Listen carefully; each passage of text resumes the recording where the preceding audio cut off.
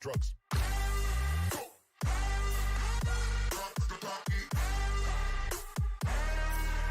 See your girl in the park.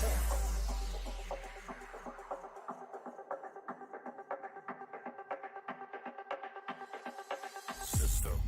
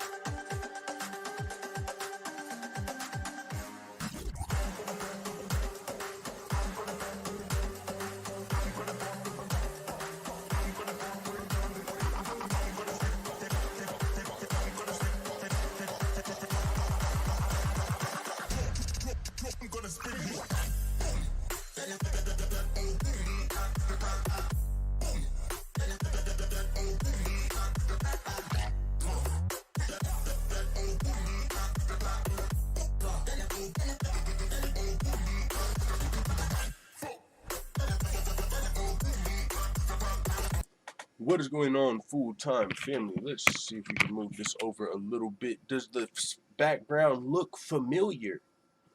That is right. We are back in the witch's den, at least for a couple weeks or maybe less. Uh, my hotel stay was cut a little bit short. We're gonna be first things first. Let's introduce the show. I'm gonna talk about that, but for the people that may be new here, we're gonna be talking about some MMA current events. We're gonna be talking about McGregor versus Poirier maybe being off. Conor McGregor going broke. I know what's happening. I know why he didn't pay. Conor McGregor is going broke. We're going to talk about it. We are going to talk about Rose Namajunas coming out and saying better dead than red, aka stereotyping Weili Zhang. I mean, it's not even that I disagree with what Rose is saying. It's just the way she said it was completely off. I mean, the way she said what Weili represents. We're going to talk about that. We're going to talk about Jimmy Flick retiring after a flying triangle choke finish. That's unheard of, but it's genius. It's fucking genius. We're going to talk about it. Ngannou versus Tyson Fury. That would be so lit. I mean, I know it's crazy to think Ngannou can go to boxing and succeed, but with the power? No, I know he can't. Oh, but we need these guys to meet in the middle. Kickboxing. Tyson Fury talked about having a wrestling background. Those two dudes, the matchup just seems fucking. I would watch it. I wouldn't care if it was boxing or MMA. I would watch it. I'll just say that. So if you can make it happen, motherfucking, let's make it happen. Claressa Shields signed up for PFL. She's making her debut. She's putting her money where her mouth is. She's not just capping, I'll fight Amanda Nunes. She's coming for Amanda Nunes. She's coming to PFL. She's starting in PFL. She's probably not going to make it out of PFL. But I respect Claressa Shields for coming to a professional fighting organization and trying out MMA. That is much respect. Mackenzie Dern, talking about title aspirations, Kevin Holland. Those are other things we're going to talk about. Salute to everybody that's already here in the live chat. Let's pull it up, see who's in the building. We got Dion W, Blaze One Sports, The Trip Trapper, and Nadav Drew in the building. What's going on, everybody? All right. Yeah, as I said in the beginning, from this background may look a little familiar to some of you if you've been around for a while. I am back in the witch's den, as I said earlier. I am back in, you could call it a cohabitation, but it's just for a week or two at this point until I'm able to find a new place. My room, the checkout date came up and they said that they were completely booked. I couldn't even extend my stay, so I had to come back here till I find a new place. But I mean, it's not even a bad thing because my girl was coming over and smuggling the salami on a nightly basis, essentially, just to make sure no one else was doing it. So I mean, it was damn near the same thing, and she's been acting a lot better. I've been getting that submission, that cooperation, that asset mentality. She's been listening to Rollo Tomasi, listening to Fresh and Fit. She's been learning how to fucking become a helpmate per se. So she's why would a man just give up a free asset, especially when you have access to other assets? So I don't mind it, so we're going to talk about this MMA. We got a lot of things to talk about as I briefly introduce. Before we really get into these topics, I've only got about an hour or so hour or maybe hour and a half. I got to get back to work tonight. I pulled overtime yesterday, 13-hour shift. I'm working a 12-hour shift today, but I split it up today so I could stop home. I knew I wanted to go live and talk about these shows. So not only am I doing 12 hours at my day job, I got to work my business tonight, plus I'm doing YouTube in the middle. That is the grind. Let's go, ladies, and more importantly, gentlemen. Make sure you hit that thumbs up button, the subscribe button, and turn on your notification bell, because y'all got me looking crazy when I'm going to YouTube talking about how I'm shadow banned, which I am, and these motherfuckers are like, well, to be fair, only 15% of your subscribers have notification bells on. I'm like, yeah, but I'm talking about the algorithm, but they're just going to give you the run around, but y'all better turn the notification bells on, or, we might just have to switch the direction of the channel, which who knows how that's going to go. I might make a new channel, we'll see, but turn on your notification bells. And with that being said, let's get into the MMA. Dustin Poirier, Conor McGregor, the battle over their donation never made to the Good Fight Foundation, which is Dustin Poirier's charity. I'm telling you guys what I think's going on. Conor McGregor's count was probably like, do you realize you said 500,000 and not $500? Are you fucking insane? Just giving away $500,000? When's the last time you heard of Jeff Bezos giving out a $500,000 donation? Exactly. People don't just do that shit. Even the billionaires. Dr. Dre. When's the last time Dr. Dre just gave out $500,000? He's got way more money than Conor McGregor. When's the last time any of these billionaires, Elon Musk, when's the last time here's 500,000 bucks just because? That's like a percentage of Conor's entire fighting career. Like, what? $500,000 is a lot of money to be given away. I know word is bomb, but Conor McGregor was probably drunk off the proper 12 when he agreed to make that donation. He probably woke up like, what the hell did I say? And so now Poirier calling him out on it, and that hit Conor McGregor's ego. And now, why do I think Conor McGregor is likely going broke? Well, let's take a look at Conor McGregor's record, and let's just put things into perspective. Conor McGregor has lost 3 of his last 4 fights. Not only has he lost, he's been knocked out, he's been choked out, he's been, he's been embarrassed. And so, yeah, you can have your proper 12 whiskey, but how much does it cost to operate that compared to how much you're making off of it?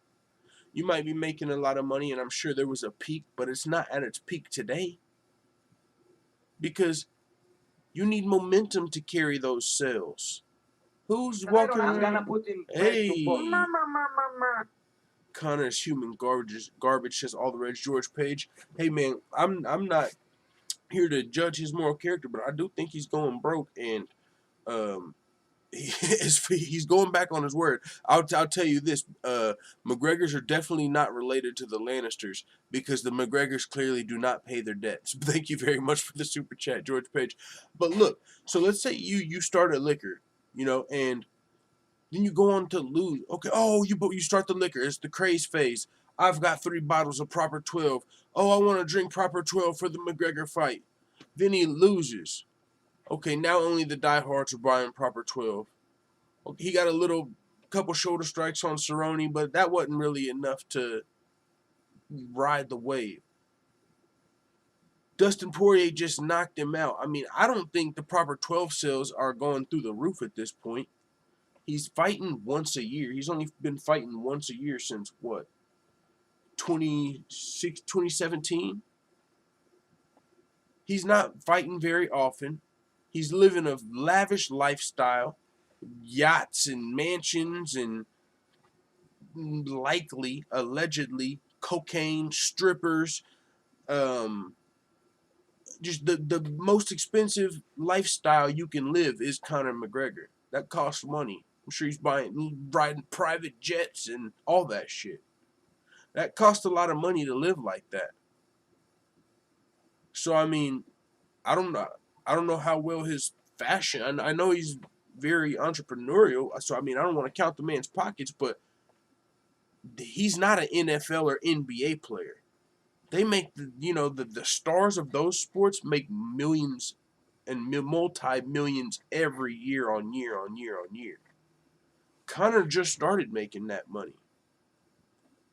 And he's been doing it for what, 2-3 years? Making that kind of money? And it's not gonna last as long. So with the lifestyle he's living, a lot of people don't live that lifestyle. So Conor McGregor could very well have just realized I can't afford to be just chunking out $500,000 when I don't know where it's going. I'm not just giving Dustin Poirier $500,000. I don't know what the hell I was thinking. So that's when he starts looking for every way out. Like, where's this money going to be going? I'm not just giving this to you, am I, Poirier? Like, which kids are you going to be helping? I need their first name, last name. I need their middle name. Okay, you can give me their middle initial. I want to know their grandmother's maiden name. I want to know their social security numbers. I want to know their address. I want to know where they go to school. I want their kindergarten yearbook pictures. I want to make sure these people are real. I want to know if their parents have ever done drugs. 'Cause I'm not giving this money to just anybody. He's looking for all type of fucking loopholes out of the donation. I crossed my T's and dot my I's, and one of the kids in Dustin Poirier's foundation got kicked out of school. What do I look like supporting that? I will not donate this $500,000. Oh no. Oh no. No, Conor McGregor, man, not sending the $500,000. That's like I say, he's not a Lannister. Word is bond. Conor McGregor's not a man of his word at this point. I mean, when are you gonna come out and question Dustin Poirier's character? No, like Dustin Poirier has never done anything questionable or suspect to make him look greedy and someone you would think would take advantage of a donation to his charity. That's not some Dustin Poirier. If you know Dustin Poirier, he's a fucking great person, and he came from a struggle, the streets essentially, like Masvidal, where I come from, and so people like that always try to reach out for people that they look at as innocent. These kids that had no choice. They didn't get to choose their parents. They didn't get to choose their lifestyle. They didn't get to choose none of that. Their situation. You look back and you look to help people like that. Dustin Poirier's never came across as somebody that was just some super greedy dude that would start why would he start the foundation? He just started getting money himself. Dustin Poirier, I haven't ever questioned his character at all, so there's no way I think he would misuse that $500,000. I think it's a lot more likely Conor McGregor realized $500,000 is a lot of money, and I spend a lot of money, and that $500,000 could be used on cocaine, strippers, yachts, red panties, baby milk. No, his kids probably aren't drinking that anymore, but toys, and he's got kids now. He's got a family. He's got a lifestyle. $500,000 is a lot of money. A lot of money to just be shelling out. So Conor McGregor backed off of it. He might have been drunk when he made it. You know how that is. You get drunk and you say something or you do something. I've done that. I've got drunk, and when I was drunk, I did I did propose one time recently, within the last year, not since my red pill days, but I have gotten drunk and I was proposed, and I did it in my head because I was like, oh man, the sex is gonna be fire tonight. But like I was kind of drunk, so. And I meant it too, because I cared about the was like, man, we've been together this long. It's not gonna be a real marriage, but you can get drunk and say and do some shit that you're like, oh, did I say I was gonna do that last night? I did say that, didn't I? Fuck, and should I go ring shopping today or, huh? What? Huh? What do you mean ring shopping? You don't remember last night? Oh, I did say that. Fuck. That's Connor. He was probably drunk. He was probably drunk when he made that $500,000 statement. He creates his own whiskey. Seriously. Expensive cars, a boat. We got Tay Brown in the building. Although Estrada says you back for good. Hey, I'm back for. I never left. I mean, you could say I'm back for good, but really I never left. The channel never got shut down. I mean, might I take another break? I don't know. It's unpredictable. I don't plan on it. I plan on getting a lot more consistent, actually setting up the studio. But life is unpredictable. I'm working 9 hours on a good day, 15 hours on a normal day. I'm working a lot, so fucking I doubt it. I don't plan on going anywhere. I'm about to get a gym membership, which makes it even harder. I might not be. What it is like I wanted to talk about this shit yesterday, but I didn't have time. I wanted to go live yesterday, but I didn't have time. so I might miss a couple days here and there. So I need to find a way to set a schedule to where I can go live consistently, and then I still have to be able to make this more of a priority. But with the way the algorithm works and the way you motherfuckers ain't got your notification bells on, it doesn't really allow me to make this as much of a priority as my job or my business, because those just make way more money. So it's like, I really want to, but I'm more, it's just a priority thing. Right now, this is like my third or fourth priority. I got like job, gym. Well, it should be my fourth. My priorities should be business, job, gym, YouTube. Right now, it is job, business, YouTube, gym. I need to rearrange that.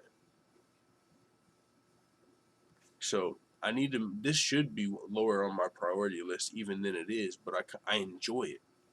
So I'm trying to make room for all four. But then it's like, fuck, what about if I ever want to do anything social? So I do 1 day social, and I'm like, fuck, I could have been setting up something on working. Huh. What's going on, Toby Johnson? But yeah, I plan on being here, man. It's just I don't know how consistent. I want to make a schedule. I want to make a schedule, but I just don't know how I'm gonna stick to that schedule. It's gonna be hard to put my life on a schedule right now, but I do want to do it. So yeah, man. Conor McGregor, either drunk or broke, backing out of the donate $500,000 donation. Dustin Poirier called him out on it, and it must have hurt Conor McGregor's ego, because he used that to call off the fight, essentially. Conor McGregor responded to Dustin Poirier calling him out, and he said, a donation, not a debt. We've been waiting plans for the money that never came. I do with all my donations, know where it's going dot for dot. Otherwise, it goes walking, as is the case with a lot of these foundations, sadly. You took the McGregor over the belt. Shows I was right. I mean, damn. No, Conor made a good point when he says you taking the McGregor fight over the belt shows you're in the fight game for the money. But Dustin Poirier can be in the fight game for the money and still be charitable. That doesn't mean he's greedy just because he doesn't value that gold belt when he just knocked you out. He's probably thinking, I'm just going to knock you out again and then fight for the belt. I'm going to make way more money and he'll be able to help way more people. And I'm going to win because you couldn't even block my leg kicks.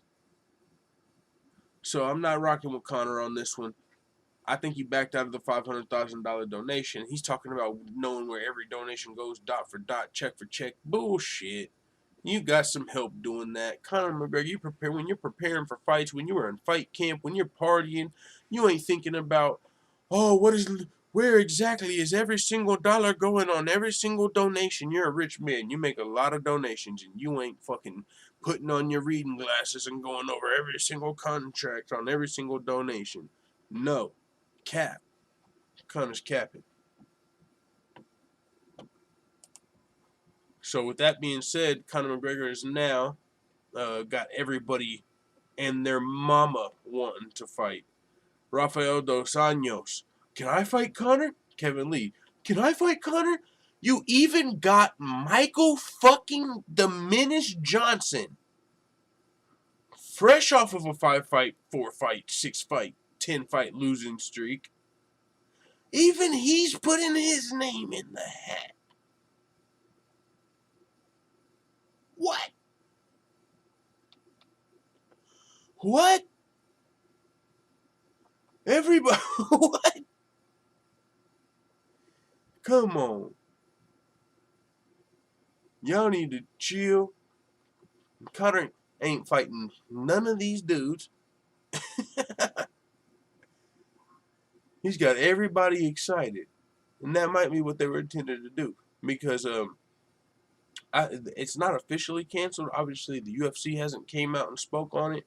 It's probably just McGregor. He might be drunk again, or he might just be on one. But it's not officially canceled. It's just Conor McGregor official, which isn't. It's Conor McGregor's Twitter or social media official. So hopefully they'll be able to get it back on. I think they will. They need to. It's a huge fight. don't send the donation. Just go fight. I mean, donation or not. Your last name's McGregor. It's not fucking Lannister. Just come out and say you were drunk. Or whatever it is. Even if it hurts your ego, if you maybe you don't have as much money as you thought to be able to just be shelling out like that. You might have a lot, but it might hurt your pockets a little more than you thought it would. Oh, perfect example. My little brothers that I really don't know that much. They're on my dad's side. I see them maybe once a year, twice a year. Never met them. Don't know their mom very well. I mean, like never lived with them. Like very distant little brothers from one of my dad's mistresses. Well, last time I seen them, just to encourage them, I was like, "Hey guys, for every A you get, I'm gonna give you $20. You know, just to motivate them to do good in school, because I know that's where I credit a lot of my success is being able to focus on school and stay out of the streets." So I tried to do that same thing. You know, I used to go to the card shop and play cards, like fucking Yu-Gi-Oh! And fucking Magic and shit like that. I used to go there as a kid, and the owner of the shop would tell us, "Hey, for every A, we'll give you a pack." And we were like, "Hell yeah, that's fucking cool." So I did that with my little brothers. Well, these little fuckers 4 months later are like, "Hey, look, we got 6 A's." I'm like, "Damn, a piece? Fuck, I got money. But $240 fucking dollars? Whoa. I didn't even know y'all were good in school. What the fuck? How am I gonna pay that? I got money. I'm gonna have to go into my savings for that. What the hell?" No.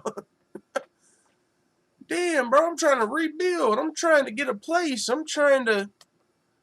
Damn, I ain't just got 240 just to be handing out.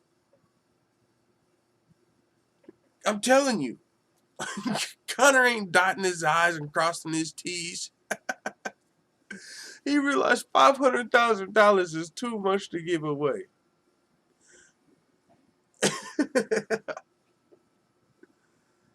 Oh. Alright, guys, we're going to transition over to the next topic. Off of Conor McGregor's helmet. Off of his helmet. Send the money, Conor, man. Send the money. Just get more active. Fight 3-4 times a year. Even if you don't win, they're going to watch you. Go to the WWE. Fight one more time. If you lose, fight Nate Diaz. Go to the WWE. Make that money, Conor. You got earning potential. But be a man of your word. All you got is your word and your balls, man. Your word is bond. Conor McGregor's showing, if he don't pay that money, he's not a man of his word. But to be fair, you could say, if I don't marry the broad that I propose to, my main chick, if I don't marry her, I'm not a man of my word, right? Wrong. Because I was fucking drinking. And I don't use that as, you know what I'm saying? Conor better come out and say he was drinking. He better do something to get out of this. Someone said take Aljo off the list. Israel Adesanya, Francis Ngannou, Kamaru Usman setting up. What the hell is going on? Someone's talking about superior genes, settling superior genes. Aljamain. Someone said take Aljamain off the list. That's funny. Yo, motherfuckers talking about Ngannou beating Pete Punks, Tony Montana. I have a fucking cousin that went by Tony Montana on Facebook forever. You're obviously not him, because he wouldn't be in here talking about all this superior genes and pink punk stuff, because he's Mexican. That's pretty funny. Moving on to the next topic. Rose Namajunas coming out and stereotyping Weili Zhang in a major way. She's coming out and she's using Weili Zhang's Chinese heritage as motivation to beat her. We're going to talk about this. I want you guys to think about how fucking crazy this is. Rose Namajunas is motivated to beat Zhang Weili for what she represents to communism. She says, better red than dead.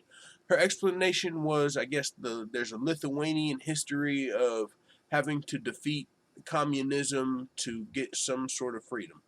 Okay, we get that. So let's say her country was liberated from communism through war. So she says she wants to fight Weili because what she represents. It's like, hold up, hit the fucking brakes. Bro, that's like fucking Tyron Woodley. That's like Ngannou, Woodley, Aljo, anybody coming out and saying, I want to fight, Francis, I want to fight Stipe because of what he represents. And he's talking about, like, slavery. It's like, what the fuck? Stipe doesn't represent slavery just because he's white? What? What? Or that's the exact opposite. That's like Corey Sandhagen coming out and saying, I want to fight Aljamain Sterling because what he represents. And he's talking about, like, gangbanging. It's like, what the fuck? You are stereotyping in a major way. Whenever you come out and you say, Weili Zhang represents communism, or because of what she represents, you don't even know if she agrees with that ideology. She could have just been born there. She literally might not agree with the way that they're governed. She might not agree with the politics. She's a public figure. She can't say that. Her fucking family might die. But you don't know if she agrees with that. You don't know if that's her background, if she's more westernized, has a westernized mentality. Just because she is from China and has the Chinese flag, the red flag, that's a red flag. But you can't come out and say Weili Zhang represents that whole ideal. That's wrong. That's stereotyping, and it's not accurate. You don't know that. You don't have enough information for that. And I mean, now with, like I said earlier, I agree with Rose's point of willing to die for your freedom, because that we're American, and that's how we were raised. That's how we grew up. That's our whole mentality. That's where America came from. We value our freedom. We don't want communism to come over and I completely understand where Rose Namajunas is coming from. But Weili Zhang is not communism coming over to fucking invade you. She is a UFC fighter that is the current strawweight champion that has a belt that you have. You guys are going to come in, throw some punches, kicks, send some fucking takedowns. What? You do. You know what I'm saying? Like that, Rose Namajunas took it to a whole nother level when just by choosing her words incorrectly. Just the way she said it, because I think a lot of people would agree with what she's saying, but it's how she said it. When she said Weili Zhang specifically represents communism, and that's where it's like, whoa, you can't just come out and stereotype Weili Zhang like that and put that on her. You know, you can't put that on her, because nobody would appreciate if anybody did that to any other race, at all, for any historical facts. I want to fight her for what she represents or what this person represents, and you're just talking about their country's or political beliefs. So, I understand why Rose is taking a lot of heat for that, especially in this politically correct climate. She's got a tough fight on her hands, and with all this pressure coming down on her, holy shit! I mean, like, you guys remember, I'll never forget how shaken up Rose Namajunas was from that fucking window breaking. Because to me, it was pretty pathetic. But hey, respect. But if you want everybody to respect your fucking sensitive ass feelings when a window breaks, you definitely need to be way more respectful when it comes to stereotyping people. Because everybody had to respect her ass when the fucking dolly came at the window and she, oh no, I can't fucking move now. And, we all had to fucking respect that. So you definitely need to respect everybody that's coming at you for this disrespect. Someone said Valentina. George Page says Valentina grew up in communism. Who's in? So, and whoa, you know what, George? That's crazy, because hasn't Rose trained with Valentina thoroughly? I know someone knows that. George Tate Brown, hasn't she trained with Valentina thoroughly? Like, extensively?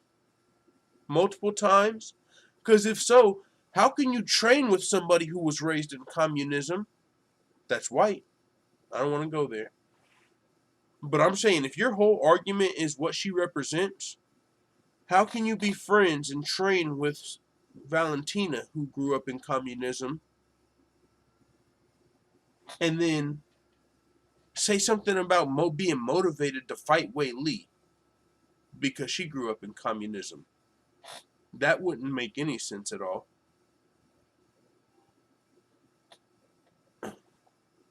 I'm pretty sure. I'm gonna look this up. I'm 80% sure Valentina and Rose Namajunas have trained together. Rose Namajunas, Valentina Shevchenko. Yeah, they've sparred right here. I mean, I don't. I mean, that's obviously not the full extensive training that I'm pretty sure they've had training sessions together. But I knew they have at least trained together, and I'm pretty sure it's more than just one sparring session. So that would completely be contradictory to be friends and training partners with Valentina and then be motivated to fight Weili because of what she represents according to you. That's pretty fucked up. Moving on, I want to talk about this because this is fucking genius. This guy's a genius. He's going to be getting all the poon in his hometown. All of it. He's going to be slaying everywhere he goes. Easy. This dude just fucking retired from the UFC on top. What a genius. What a genius. Nobody goes out on top. This kid did. Didn't even have to win the fucking belt. What a fucking genius. This kid came in, got a finish on the Contender Series.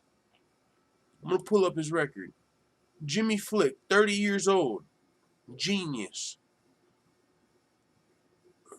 Where's Jimmy Flick? That's not Jimmy Flick. This is Jimmy Flick. Okay, why is it showing Jake Shields' fight record on Jimmy Flick? There we go. He came in and got a arm triangle on the Contender Series to get the contract. Gets a flying triangle in the UFC. And then retires. After they tried to pair him up against Davis and Figueiredo's brother. Check this out, man. If you're going to retire, in terms of like actually being done with fighting, retiring on top is where you want to go out. You don't want to go out on a 3-fight losing streak. You don't even want to go out on a win when you just snapped like a 4-fight losing streak. You either want to go out after you've been the champion and made your money, or off of a win. And nobody does that. Except for the guys who were actually able to become champions. So, this dude, and he's got a great point on top of that. I mean, there's no 401k, there's no retirement, you're fucking tearing your body up. Being a UFC fighter is a decision that if you don't have to do it, a lot of people probably wouldn't make it. You're in it for the glory. I mean, just for the competition, sure. I mean, it's fucking awesome. You're a warrior, you're a gladiator, you're awesome. But with that being said, when it comes to retirement and stability, there's no guarantee with that. Like the guys that don't make it to the top, they're beating the hell out of their body for not a lot of payback. For a lot of these guys, the risk might not be worth the reward. Like, let's say you're a journeyman in the UFC, someone that just, I mean, I look at guys like a Darren Elkins, guys like, I mean, that's a UFC fight. You can look at guys like Felony, Charles Bennett, guys like Mike Perry. Mike Perry's making some money, but I look back at guys like Don Fry. I mean, you're tearing your body up. You're destroying yourself, and you're sacrificing a lot of time you could be putting into a trade, a craft. Like, it doesn't leave you with the skill when you're done. any retirement or anything when you're done. So if you go from a certain amount of time and you never hit that top echelon of making real money, then you're gonna find yourself like 40 years old. Like, where the hell do I go from here? I mean, sure, you might be able to be a trainer or something, but there's not a lot of stability that comes with fighting. So retiring on top and going to say like a lot of these guys could probably make more money in a trade starting their own business, just starting their own LLC and working for themselves, and even being able to hire people like, and even if you don't have the wherewithal, which it doesn't take a lot, but to be a hirer, to hire other people, it doesn't take a lot. But even just to start your own LLC and be your own contractor, or go into a high-paying skill like sales for higher-end items or trucking, you can make some good money. You can find union jobs where you can make good money and have retirement, pensions, insurance, all type of stuff that has more stability and even has more potential than fighting in the UFC as far as earning potential. So if you are a 30-year-old you're not at the top of the genetic pool, you don't have as much experience of a lot of these guys, and you find yourself in the UFC where you really have no option to go except for being a couple people's punching bags. Like, there's a lot of people that make the UFC nowadays that really don't deserve to be there because of the Contender Series and all these other promotions that are signing all this talent.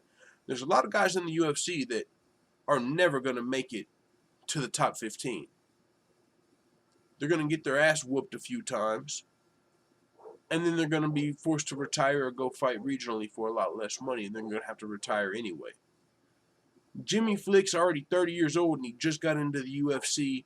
He's at the fucking height of his career, flying triangle, Contender Series knockout.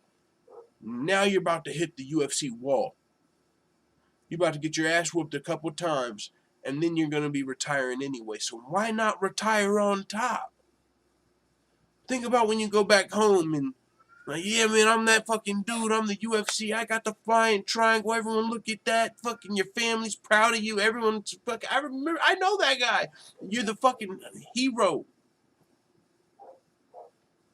But then when you lose 2-3 fights in a row and you get cut and you go fight for the fucking XFC and they're like, I don't know that guy. Him and you, yeah, I don't really remember him. Oh, he did do that one thing that one time in the UFC, right?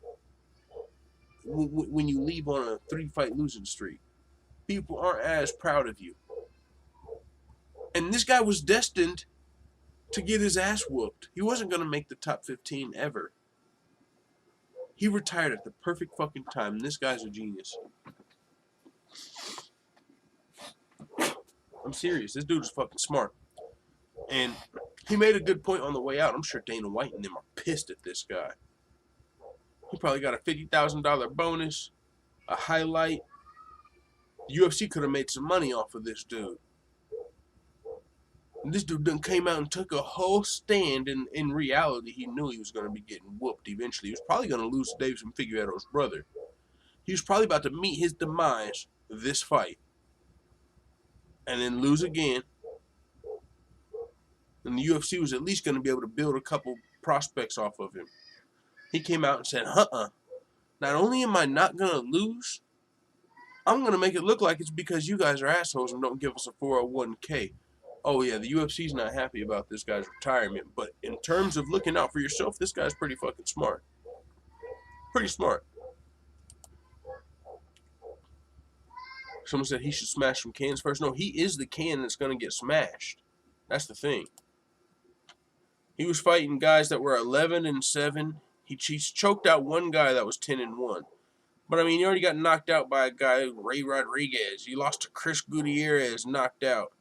He's already been knocked out by guys in Legacy and Extreme Fight Night. He's already been knocked out. You know what I'm saying? Like, he's going to lose in the UFC. He's. Let's look at this guy. He was 10-1, but who was he fighting? 7-1, 5-1, 6-2. I mean, decent. But none of these guys UFC caliber. This guy hasn't beat anybody that's like, oh, wow, he's going to really do well in the UFC.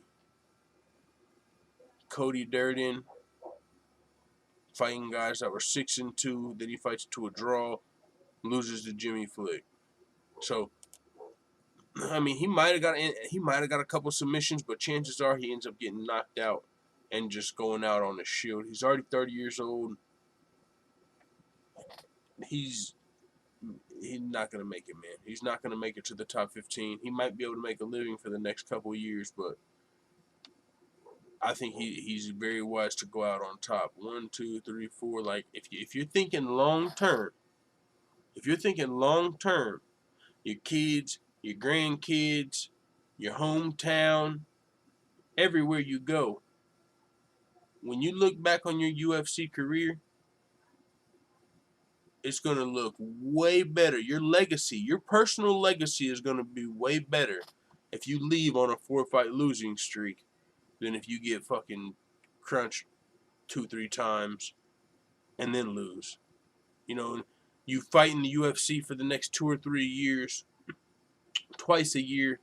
Let's say you lose 3 fights, 2 fights, 4 fights. Now you're 33 years old, exiting your prime on a losing streak, and you could have just retired on a 4-fight winning streak when you got a flying triangle in the UFC. Now you're trying to clean up your record. Now you're 4-4 in your last 4 fighting in Connecticut Fighting Avenue. No, man, you got to go out on the top. This is the tippy fucking top of this dude's career. He will never beat a flying first round triangle in the UFC. This is the peak of his career. This is the fucking cherry on the top. Unless he comes out in this next fight and gets an earlier flying armbar, nothing he does can top this moment. This is the fucking cream of the crop for this guy. He could fight a couple more times, but he's not. He's being realistic when I think he's retiring. Also considering this is the best he'll ever do. Like for his personal legacy, this is a great place, a great way to go out. Unless you, what is he making? Maybe 10,000 a fight, and when you lose, you don't get your win bonus. It's like, do you want to ruin your pro career, like your record, for $20,000? Whenever you're 50 years old and you're making all this money, you're not going to care about that couple of fights you had in the UFC. You're going to wish you retired on that 4-fight winning streak, flying triangle. So I see why he's doing it, man. It's interesting that he brought up the 401k. That's interesting because that is a talking point that a lot of people don't bring up. The UFC doesn't have retirement. I mean, hey, but these guys are choosing to be fighters. You're going to sit here and cry for some grown-ass men that are choosing to be fighters. You get paid to stay healthy, go to the gym, be a fighter. You get a lot of praise and credit and all type of shit. There's a lot of other benefits you get from being a fighter that you don't get from having a 401k. So, hey, if you don't like your job, like my brother used to always say whenever he didn't tip servers, if you don't like your job, go get another one. Because whenever I tried to apply to get hired to be a server, they interviewed me and said I wasn't good enough. So if these people don't like the job, they can go find a new one. And that's what it is. Same thing with the UFC fighters. If you don't like being a fighter, brother, go get a fucking trade. But I'll tell you one thing. You signed a contract. You agreed to the terms. Fight that shit or retire. We coming out and bitching and renegotiating. Go get a new fucking job. Just don't fight. No one said you had to be a fucking cage fighter. There's a million other opportunities. You can do all type of shit. Go be a promoter. Go be a trainer. Go be the best trainer on this side of heaven. Go be a trucker. Go set up Octagon. Go sell Octagon. Go be a salesman. There's a million things you can do. Go back to school. Go be a fucking pimp. I don't know. There's a million things you can do. You don't know what's making you be a fighter. Ain't the only thing. What the hell? Ain't the only thing you can do. So retire on top and get out the game. Sergio Corubius. Shout out from Vegas, big dog. What's going on, Sergio? Long time no see, man. Come on, says, has anyone been kept captive, and who's going to get set free by Rose? That is funny. Francis Ngannou firing back at Tyson Fury. Firing back at Tyson Fury, calling him easy work. Tyson Fury says, after I smash Anthony Joshua, I'll roast that guy also. Tyson Fury, wise with the call out. Smart move. Come over to my world. Francis Ngannou is all the rage right now, like George Page. All the rage, George Page. Francis Ngannou is all the rage right now. He's on his way to being one of the UFC's biggest stars fast. Nobody wants to fight him. Everybody loves him. He's the perfect mix, a heavyweight champion, dominant, just Francis Ngannou is all the rage right now. Tyson Fury knows very well that MMA guys tend to not fare well when it comes to transferring to boxing. So with that being said, he's very wise to call out Francis Ngannou to a boxing fight. I mean, he didn't say boxing, but we all know Tyson Fury's only going to do boxing. I'll roast that guy also. But he knew not to say in MMA. He knew not to say I'll go to his sport. This is all cap. He only wants to box Ngannou, and even that we would pay to see. The question is, I don't know why not. Francis Ngannou might as well go over there and do it for the payday. Everyone's going to make money off of it. Everyone's going to watch it. I mean, if John Jones don't want no smoke, go fight Tyson Fury. It's going to be a lot bigger fight than Derrick Lewis. I would watch that. I 100% would watch that fight. I think Tyson Fury is going to beat him, obviously.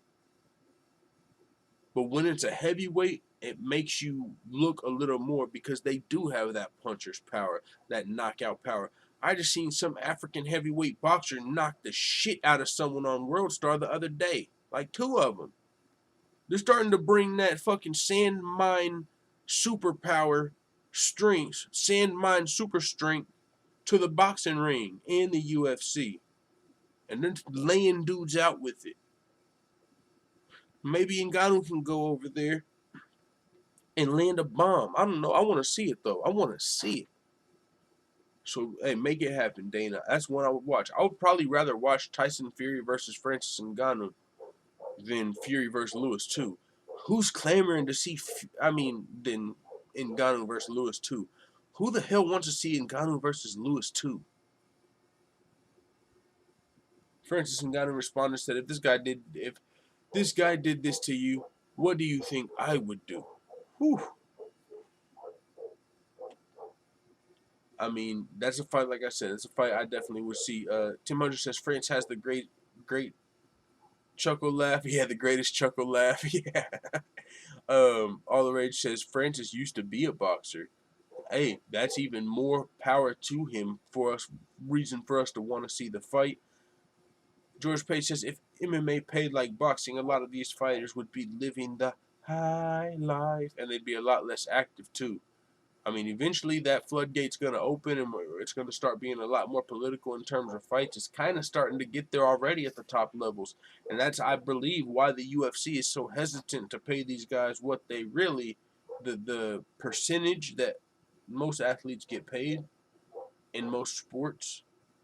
That's why the UFC is so hesitant, because who's going to want to come to get punched in the face and potentially risk their legacy and all of this, and when they're sitting on multi-million dollars and they can use this money to go not get punched in the face. I mean, a lot of guys are going to not put in as near as much effort as they did when they were hungry. It's just a human nature.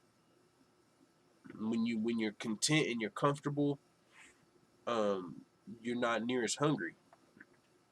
And so that would happen with these fighters. When look at Conor starts making, look at Nate Diaz, look at Conor, look at John Jones, look at Khabib.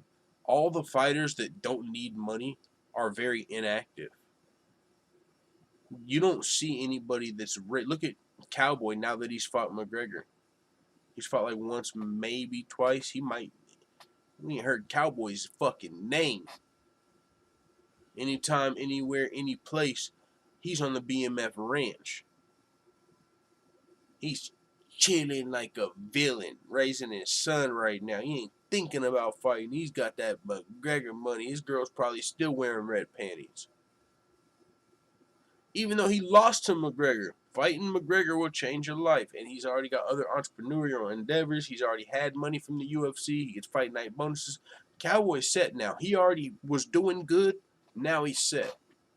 Look at Nate Diaz. Like I said, a lot of these guys, man, once they start making the money, they only fight again when they need money. So, I get it, man. Claressa Shields staying on boxing, but still staying on MMA. Both boxing, MMA.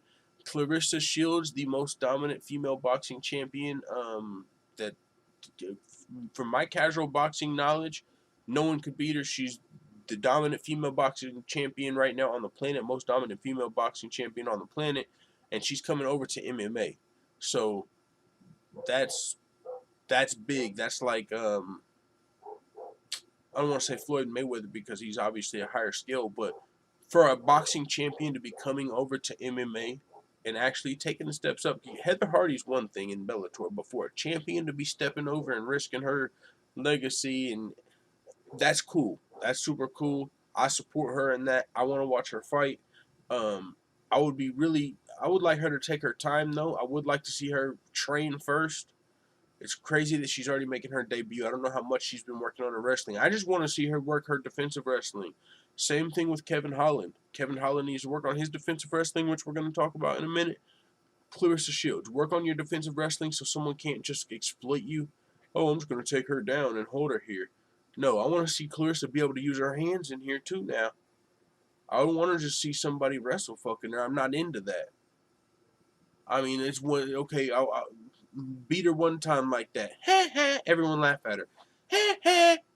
But after that, I want to see her do well. I want to see her succeed. I want to see how she can do training with one of the best teams on the planet, per se. Let's say Claressa Shields went to ATT and started training with Nunes and Kayla Harrison and all of these girls. I would like to see that, even though she wants to fight Nunes. So go to AKA. I would like to see Claressa Shields go to AKA and work on wrestling with fucking Khabib and Cormier, even though they're both retired now. So I don't know how their training is about to start looking. But go to a camp, Team Alpha Male, go somewhere where they have great wrestling, and I want to see Claressa Shields work on that. Other than that, it might just be a money grab. If she's not really going to take the time to work on her wrestling, she's always going to be able to just be exploited. Someone says, is this fight card on the same night as Ben and Jake? I think you're talking about Ngannou and Fury. No, they're definitely not. That fight's not even official. And then the Claressa Shields fight is on PFL, so that one's not either. All the Rage George Page says, if Dana can get Conor fight money Mayweather, he should let the Predator beat up the self-proclaimed Gypsy King.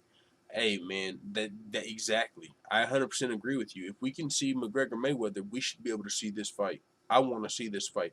I want to see this fight more than I wanted to see McGregor Mayweather, as far as actually wanting to see it. I'm curious to see how the fight plays. McGregor Mayweather was more like we all looked at like a circus. This, we're like, what? Huh? Huh? We want to see that fight. But Tyson Fury's got to beat Anthony Joshua first, so we cannot get too far ahead of ourselves. Two more topics to talk about, then I got to get back to work, guys.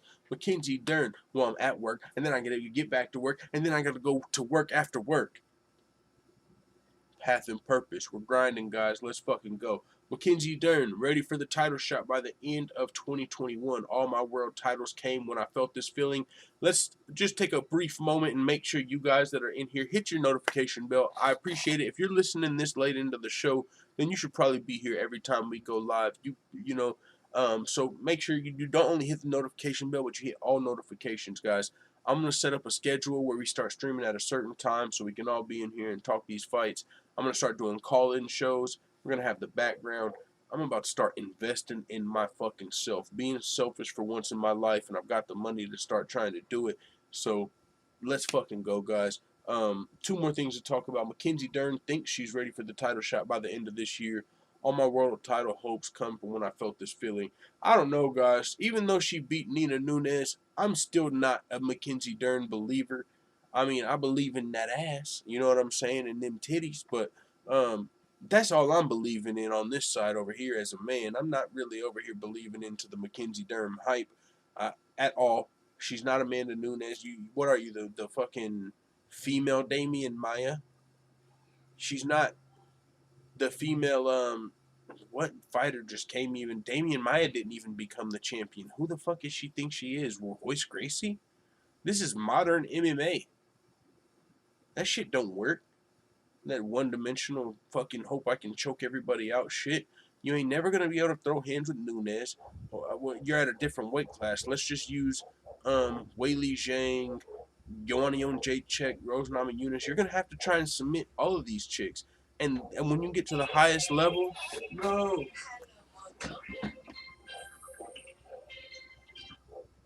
Hello. Yes, ma'am.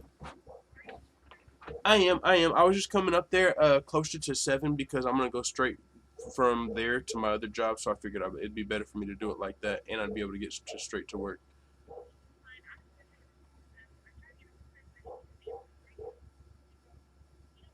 Uh-huh. Mhm. Okay. Mhm. Okay.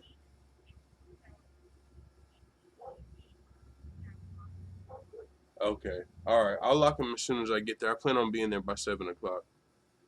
All right. Mhm. No problem. All right. Bye. Mhm. That was my boss, guys. Couldn't get a hold of my subordinate, so she told me I got to make sure to tell him to keep his radio on. So we'll figure that out. Not my subordinate, but he's the guy that works under me and got some stuff, man. But not to bother you guys with work issues. Mackenzie Dern, like I said, I just don't see it. Like she might be the female Damian Maya, might get to a title shot, but she's got a submitter's chance, and really to get one of these top girls, Nina Ansaroff. I didn't even pick her to beat Nina Nunes, Nina Ansaroff, whatever you want to call her. I figured her brand stopped here because Nina Nunes, even it's so weird saying that Nina Nunes was still a 500 fighter, even though she trains with the American Top Team, and even though she fights a lot of has fought a lot higher competition throughout her career. She still is a 500 fighter. She's still not a top 5 girl. I mean, even Claudia Gadea, I don't think Mackenzie Dern's going to be able to beat her.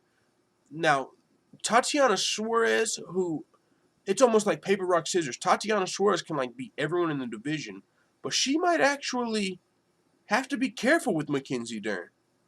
There's a couple matchups for Mackenzie Dern where it's like, oh, okay, you look at it like paper rock scissors. The jiu-jitsu girl beats the wrestler, but the wrestler beats all the strikers, and then the striker, if the jiu-jitsu girl can't get the striker down, then she's going to beat her. So it's like paper rock scissors essentially. That's when I say Tatiana Suarez, if she doesn't, she's going to be, her goal is going to be to take Mackenzie Dern down, and you don't want to take Mackenzie Dern down. So she might even be able to beat someone like Tatiana Suarez, which sounds crazy because Tatiana Suarez is so dominant. But with that being said, I don't see her beating a Joanna Jacek, who's got really good takedown defense and is going to light you up on the feet. I don't see Mackenzie Dern beating Weili Zhang, who's got great takedown defenses and is going to light you up on the feet. I don't see her beating Rose Namajunas, really. Rose Namajunas has great submission defense, and she's going to light you up on the feet. And you ain't going to just hold her down. She's going to get back up.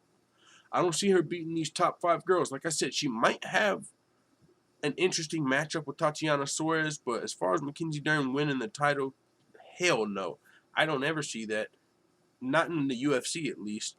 Damian Maya tried it. It didn't work. Ryan Hall's not going to win a fucking title. It's just not going to happen in modern. Like, you're a little too late. Royce Gracie was able to do that shit. But being jiu-jitsu based, purely not being known for being well-rounded, that's not going to be enough to win a title in 2021. So it'll be interesting. I would like to see her versus Tatiana Suarez, and even maybe her versus Rose Namajunas. She might be able to fight some of those girls and even put up interesting fights, but winning the title, I can't see that at all.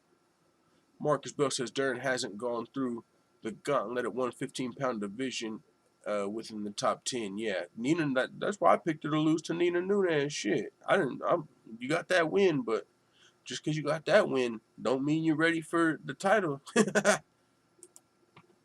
Kevin Holland saying, I'm not going to change the fighter I am to try and become a wrestler just because all these guys want to wrestle. I hear it, I get it, and I support it. I like, as far as, obviously you're not going to change completely who you are, but you have to become a better defensive wrestler. Everyone does, no matter who you are. Every single fighter on the roster that's serious about staying on the roster has to work on their takedown defense.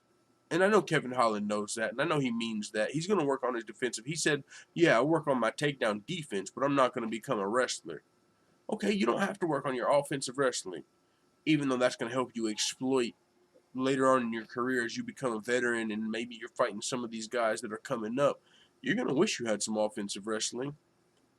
You're not always going to want to be bucko in there and, you know what I'm saying, and big mouth.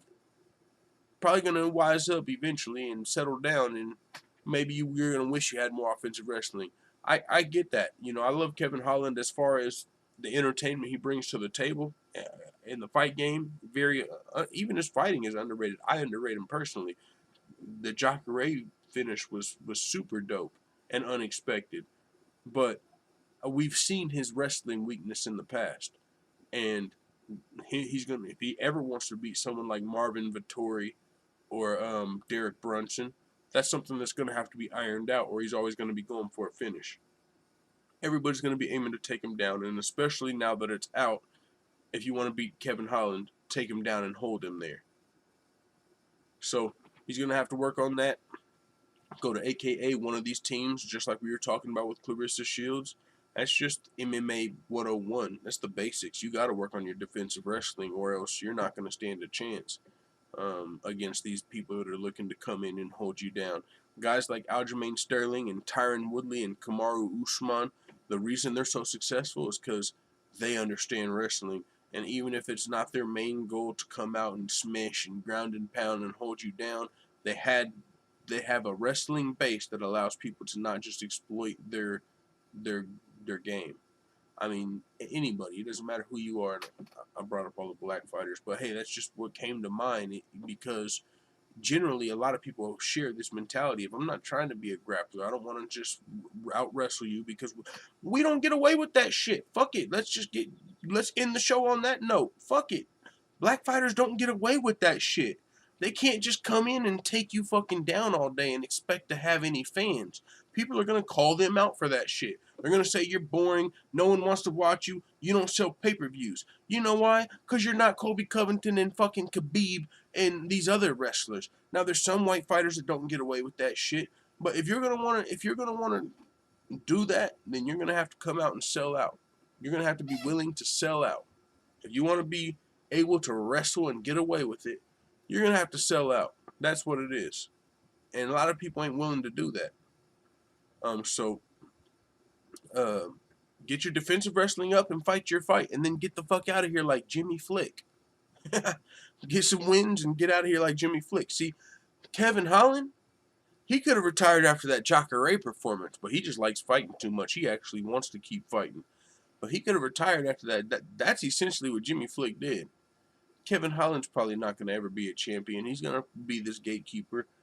If he would have retired off of that Jacare win, that would have been wild. I mean, when is he going to eclipse that moment again? He's got a chance, but he's probably going to go win, loss, win, win, loss, loss, win, win, loss, win, loss. He'll make a lot of money because he enjoys doing this, and maybe Jimmy Flick already had some other side gig, and he's got some other entrepreneurial endeavors that made him say, hey, I don't need to fight. Kevin Holland's like, hey, I'm making more money than I've ever made fighting. Fuck that, I'm going to fight until I die. Different situations. But, yeah, hey, it is what it is. Get your defensive wrestling up and defend that shit. That's the last thing I got, guys. I got to get back to work. Thank you all for coming through, checking out the show. If you haven't yet, hit that thumbs up button, the subscribe button, and the notification bell. Don't be a baby back bagel biting beta male, because you know what time it is. It's time to get back to work. It's full-time MMA. Alright, guys, I'm out. Salute to Marcus Bell. Salute to George Page, Slacker, and all the boys who came through the chat. Let me pull up the chat, give a couple shout-outs. We got Joey Cruz in the building. Sergio Carubius. Alright, guys. Yeah, man, I'm out. Thanks for